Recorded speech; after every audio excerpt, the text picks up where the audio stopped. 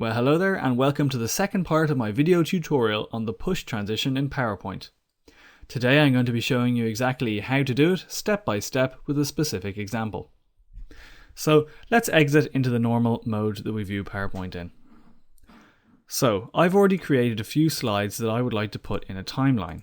And the effect that I want to create is one of a very long slide like this, where we're kind of panning from the year 1 bit of the presentation to the year 2 bit, to the year 3 bit, to the year 4 bit, and kind of sliding along each time rather than just going snappily from slide to slide.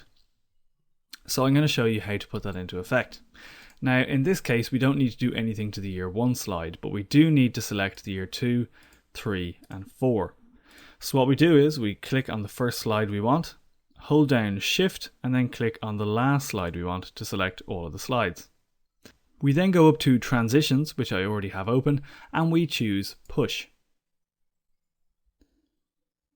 Now in PowerPoint 2010, you then have to go over to Effect Options and choose the direction from which you would like it to be pushed. So in this case, I want the slides to push in from the right. However, in PowerPoint 2007, you'll go to Animations and Slide Transitions tends to be on the left, and you will choose to either push left, push right, push up or push down, and I would choose push right. So now if we view this again in full screen mode, what we can see is when we click, the next one pushes in from the right, the next year pushes in again, and the final year pushes in one more time. So we effectively have a timeline. One thing I like to add in is an actual connecting line between the years, and we can do this with a simple auto shape like the rectangle. So let's just make a thin rectangle like this. Maybe let's take away the outline and turn it into a light grey rectangle and send it to the back. So now we kind of have this connecting line that's going to connect us into the next slide.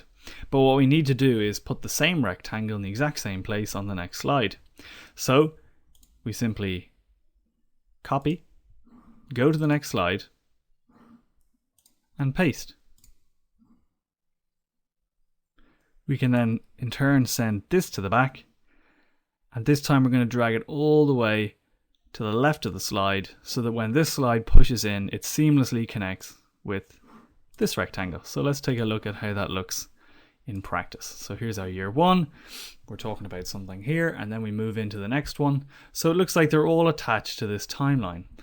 It's quite easy to apply the same effect to the next slide, send that to the back, and finally we have it on this slide. But this is where the timeline ends. So we're going to make our rectangle end behind the year 4 bubble. So let's send that to the back. So let's take a look at how it looks from the beginning to the end. So we're talking about the key points of what happened in year 1, then we move on to year 2, then we move on to year 3, and we end up talking about how we earned a big bag full of cash in year 4. So this is how you achieve that kind of long slide effect where you're panning from section to section. So that is how you use the push transition in PowerPoint. I hope you've learned something new today, and if you have any questions or queries, why not leave them in the comments section on my blog or on the YouTube site itself.